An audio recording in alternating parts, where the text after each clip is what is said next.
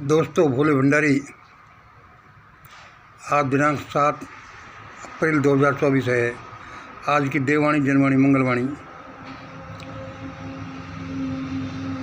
दोस्तों, आज तो एक बड़ा अटपटा सा प्रश्न मेरे दिमाग में आया, यानी बड़ा अटपटा सा डिवाइन मैसेज मुझे दिया जा रहा है। वह क्या है? ये प्रश्न है। देखिए, क्या भारत की सेना तकलीफ़ में पड़ेगी? क्या भारत की सेना तकलीफ़ में पड़ेगी? इस प्रश्न को सुनते ही, ये मैसेज मेरे कानों में पड़ते ही मेरे को तो ऐसा समझ लो जैसे कि सांप सूंघ गया हो। मैं तो डर गया। क्या भारत की सेना तकलीफ़ में पड़ेगी? और फिर मैंने जो विश्लेषण किया श्री विद्या के आधार पर, वह क्या? 3 डायमेंशनल, ये स्पिरिचुअल, पॉलिटिकल एंड सोशल, इन आधारों से इसका क्या उत्तर निकलता है? क्या भारतीय सेना तकलीफ़ में पड़ेगी? तो इसका उत्तर निकलता है हाँ, भारत की सेना तकलीफ़ में पड़ेगी।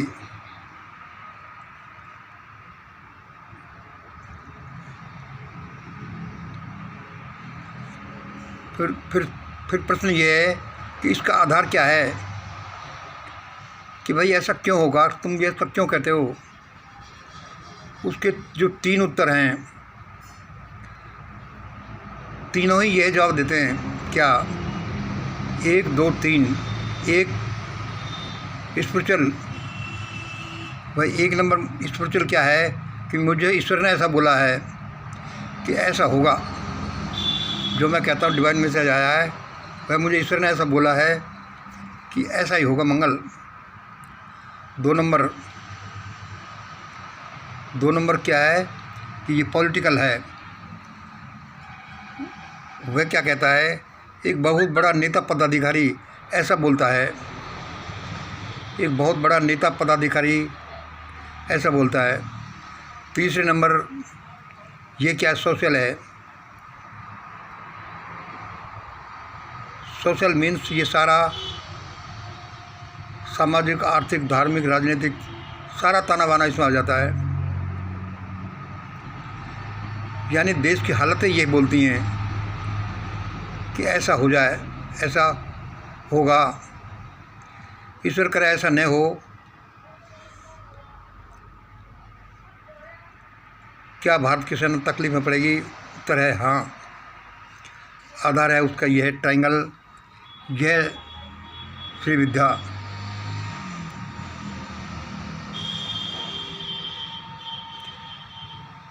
वह क्या है कि ईश्वर ने ऐसा कहा है।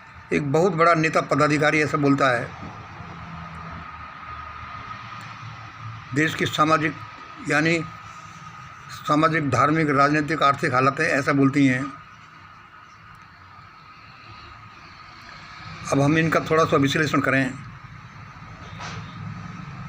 देखो दोस्तों, मुझे पहले ही शर्म महसूस हो रही है कि आज का हम ये टॉपिक बड़ा ऐसा डिस्कस कर रहे हैं जो हमें अच्छा नहीं लग रहा। लेकिन सभी चीज़ें तो हमें अच्छी नहीं लगती। लगे मत लगे, रियलिटी तो रियलिटी है।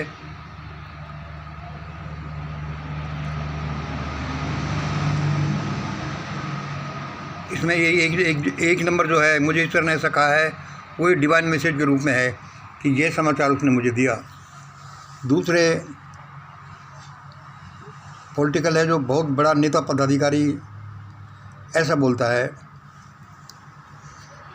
तो यहाँ पर बहुत बड़ा नेता पदाधिकारी ऐसा बोलता है,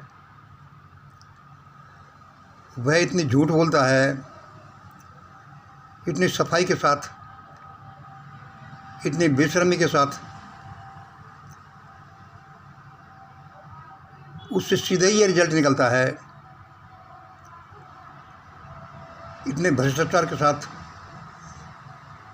उससे सीधा ही ये रिजल्ट निकलता है कि ऐसा होगा।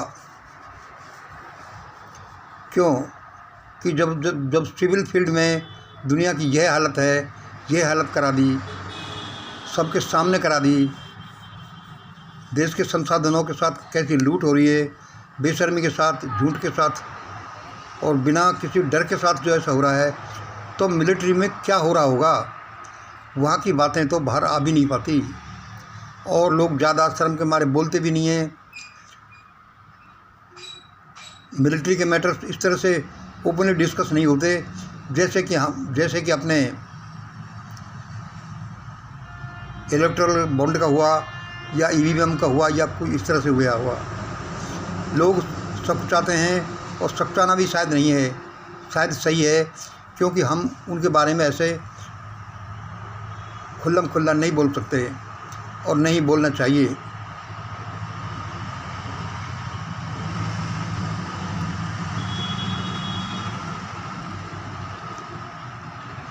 अब इसमें जो 2 नंबर है, जो पॉलिटिकल है, उसका जो क्या है कि एक बहुत बड़ा नेता पदाधिकारी ऐसा बोलता है, बहुत बड़ा नेता पदाधिकारी ऐसा बोलता है, तो वह करता क्या होगा? वह जो करता है वो सबके सामने है और यहाँ तो एक नेता पदाधिकारी नहीं, पूरी मंडली करती है। वह क्या करती होगी, यह तो अभी अंधेरे की परतों में छिपा हुआ है। अभी पता क्या है लोगों को, ये पता तो तब चलेगा जबकि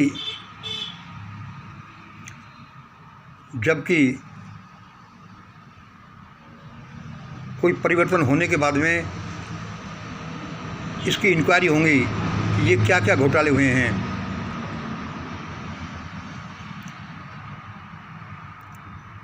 दूसरे इसमें जो 2 नंबर है, इसमें ऐसा भी है कि भाई एक बहुत बड़ा नेता पदाधिकारी ऐसा बोलता है, झूठ बोलता है, बड़ी बेशर्मी के साथ बोलता है, भ्रष्टाचारी करता है और चोरी और सीनाजोरी करता है, तो भाई उसको रोके कौन? उसको रोके वे जिनके हाथ में देश ने सत्ता दी है, अधिकार दिया है, या फिर वो जो बहुत विकसित हैं, परमात्मा ने उनको विकसित किया है, वे रोकें। जो वे कुछ नहीं कहते तो भाई वह रुकेगा क्यों? वह तो नहीं रुकता। इसलिए आपने देखा पिछले 10 सालों में कैसा हुड़दंग देश में मचा हुआ है। कुछ भी करो, कुछ भी बोल दो, कुछ भी देश की संपत्ति को, देश को खुर्द-बुर्द कर दो, लेकिन कोई पूछने वाला नहीं है।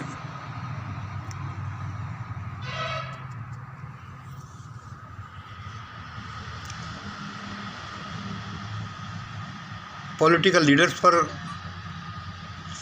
या देश के सत्ताधारियों पर कुछ अंकुश लगाने का काम किसका है भाई? पब्लिक का तो है, लेकिन पब्लिक तो चूँकि इधर छिन्न भिन्न रूप में रहती है, वह बेचारी क्या करे? वह अपने रोजी रोटी का जुगाड़ करे कि इन लोगों से भिड़े। फिर भी इसमें हम सोचते हैं कि देश के भ्रष्ट, झूठे और ऐसे सत्ताधारियों पर लगाम कौन कसे? तो उसमें सबसे पहले नंबर आता है कि उसमें लगाम कसनी चाहिए देश की मिलिट्री को, देश की टॉप जुडिशरी को और पब्लिक तो बाद में नंबर आता है।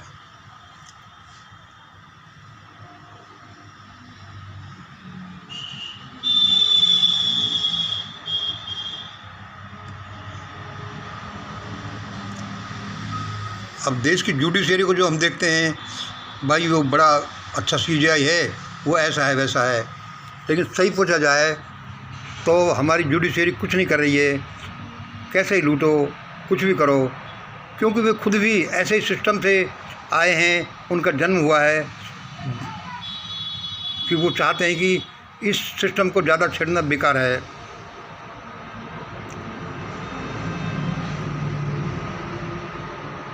CJI श्री चंद्रचूड़ जी बहुत अच्छे आदमी हैं, लेकिन बहुत अच्छे आदमी क्या, सवाल यह है कि इन परिस्थितियों में कौन बलि का बकरा बने। सबको अपनी अपनी जान प्यारी है, सबको अपने बच्चे पालने हैं, सबको अपना जीवन पूरा करना है।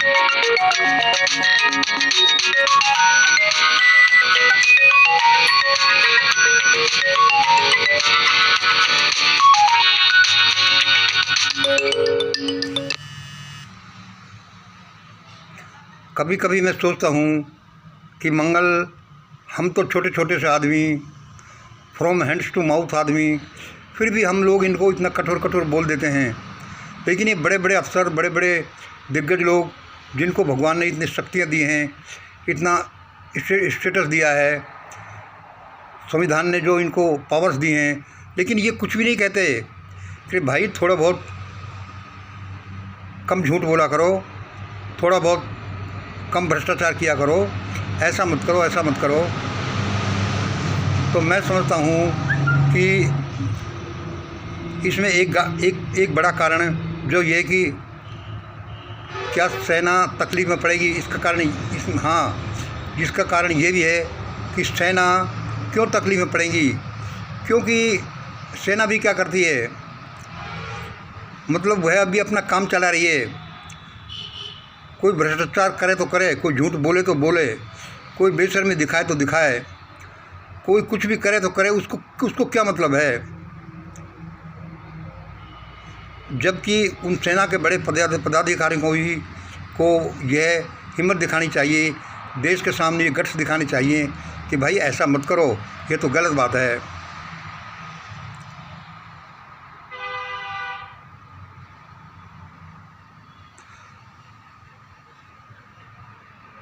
और जो लोग अपना कर्तव्य नहीं निभाते, वे तो साफ है कि आज नहीं तो कल तकलीफ़ में पड़ेंगे, चाहे कोई भी हो, चाहे मैं हूँ, चाहे कोई और भी हो। मैं आज इन शब्दों को बोल रहा हूँ, मुझे पता है कि ये शब्द बोलने का अर्थ क्या है। इन शब्दों को बोलने का अर्थ है तकलीफ़ ही तकलीफ़। वो ईश्वर आने दे, नहीं आने दे, वो एक अलग बात है। लेकिन जिनको एक पॉजिटिव रोल अदा करना चाहिए, वो बिल्कुल भी नहीं, चुप पड़े हैं अपने मौजे। क्या दिक्कत है, इतना तनख्वाह आती है, इतना फ्यूचर सुख सुविधाएँ होंगी, ऐसा होगा। कौन झंझट में पड़े देश के लिए, जनता के लिए। लेकिन प्रकृति तो अपना काम करेगी। इसलिए ये शायद मुझे बताया गया है क्या देश की सेना तकलीफ़ में पड़ेगी, और उसका उत्तर बताया गया है कि हाँ, वह तकलीफ़ में, देश की सेना तकलीफ़ में पड़ेगी।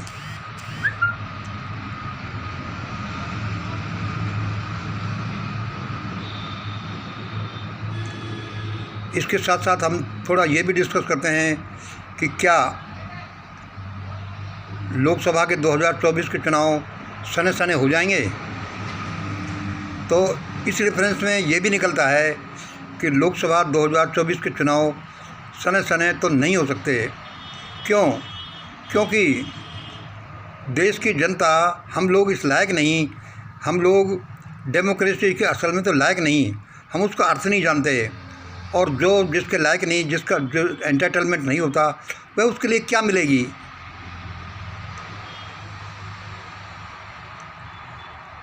इसलिए यदि ये डेमोक्रेसी फेल हो गई और इसमें इसको थोड़ी भी तकलीफ़ आई, तो साफ है कि मिलिट्री को भी तकलीफ़ आएगी, मतलब मिलिट्री को तकलीफ़ में पड़ना होगा।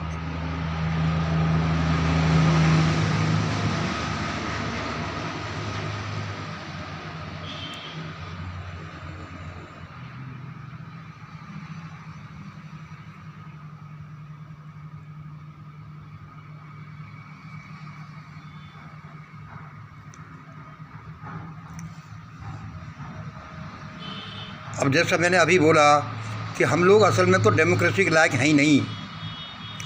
वह कैसे? कि डेमोक्रेसी का मतलब है लोगों का, प्रजा का शासन, और वह आता है मतदान से।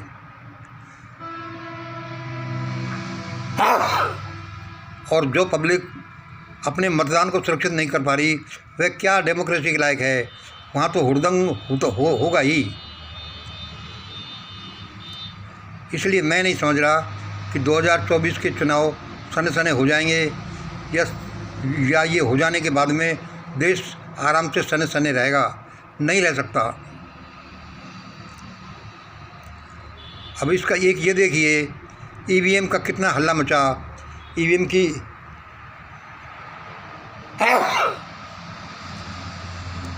ईवीएम हटाओ, लेकिन किसी के कानों पर जू नहीं रंगती। जबकि ईवीएम स्कैंडल एक स्वयं सिद्ध स्कैंडल है, सेल्फ प्रूव्ड फ्रॉड है। इसमें सिद्ध करने की बात ही क्या है कि जहाँ पर रिमोट से कोई काम हो सकता है, तो रिमोट से यह भी हो सकता है कि उसमें उसको टेम्पर कर दिया जाए, उसको चेंज कर दिया जाए इस तरह से। तो इसमें कोई बात ही नहीं है कि भाई ऐसा है। फिर भी यदि हो कि भाई ऐसा हो सकता है कि नहीं हो सकता, ईवीएम टेम्पर की जा सकती है कि नहीं, ईवीएम हैक की जा सकती नहीं, तो यह टेक्निकल एक्सपर्ट बताएंगे। यह वे लोग बताएंगे जिन्होंने इन मशीनों को ईजाद किया है। भारत के लोग या भारत की जनता या ये जो ब्यूरोक्रेट्स है, वे बेचारे क्या जाने। लेकिन आप ब्यूरोक्रेट्स को सुनिए। उस दिन जो हम सुन रहे थे सुप्रीम कोर्ट के एडवोकेट महमूद प्राचा और अपने चीफ इलेक्शन कमिश्नर की बातचीत, तो आपने देखा चीफ इलेक्शन कमिश्नर कैसे बात कर रहे थे, जैसे कि उन्होंने दारू पी रखी हो। और वह बात तो कम करें, शेरो शायरी ज़्यादा करते हैं।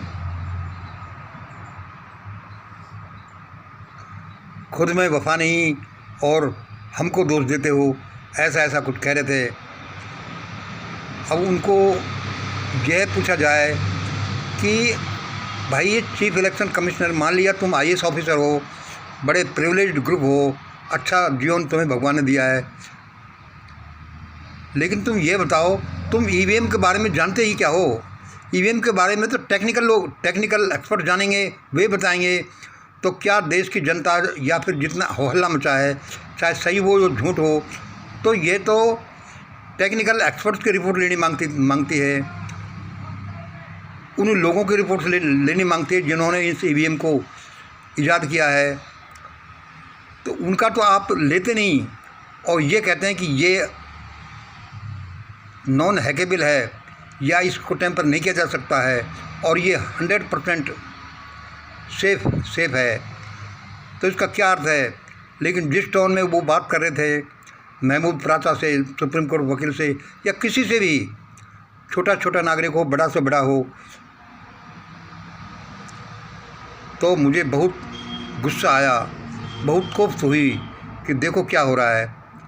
यह चीफ इलेक्शन कमिश्नर इस ईवीएम के बारे में जानता ही क्या है और उल्टा कैसा वो सुप्रीम कोर्ट वकील का मजाक उड़ा रहा। इन सब बातों का मिला जुला असर और ये सारे इकट्ठे होते हैं ये इस ट्रायंगल में, इस हेक्सागोनल में, इस त्रिविद्या में, जिससे एक नेट रिजल्ट निकलता है जो हम ये बोल रहे हैं।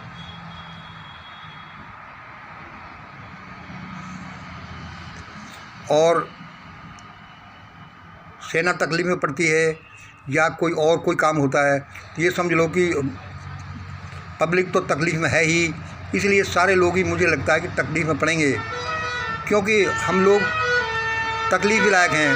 हमने अपन को ऐसा सिद्ध किया है, अपने आप को ऐसा सिद्ध किया है कि हमें तकलीफ़ दी जानी चाहिए, क्योंकि कमज़ोर को तो दबाया जाएगा, उसको तो लूटा जाएगा जब तक वह अपनी रक्षा करने लायक नहीं हो जाएगा, चाहे वो पब्लिक हुई, चाहे वो कोई और आदमी हुआ या नेता हुआ या कोई पार्टी हुआ। क्योंकि माइट इज राइट या सर्वाइवल ऑफ द फिटेस्ट, यह है जीवन का, ये ब्रह्मांड का बड़ा पहला नियम है। इस पहले ये चलता है, सत्य, दया, क्षमा, करुणा, प्रेम, न्याय इत्यादि का तो बाद में नंबर आता है। सबसे पहले नंबर तो शक्ति का आता है। इसलिए दोस्तों, हमें सबको उठ खड़ा होना चाहिए और कम से कम अपने विचार तो प्रकट करने चाहिए। लेकिन सारे लोग डरे हुए हैं, हम भी डरे हुए हैं, हम भी खुलकर नहीं बोल पाते। अरे भाई, अपने बच्चों को रोटी पानी का जुगाड़ करें कि इन जंगली भैंसों से लड़ें। ये कोई इतना आसान काम नहीं है। और जिनको लड़ना चाहिए, जिनको देश को लीड करना चाहिए, चाहे मिलिट्री हो, चाहे जुडिशरी हो, वे कुछ नहीं करते। क्यों? उनको जरूरत नहीं है। उनको क्या पड़ी है? उनको तो तकलीफ़ होने वाली नहीं है। देश में बड़ा बुरा हाल है और ये बुरा हाल ऐसे नहीं चलेगा, ये ज़्यादा बढ़ेगा। क्योंकि जो पेड़ हमने लगाए हैं उनके फल तो हमें खाने ही पड़ेंगे। आज इतना ही। जय हिंद, जय भारत।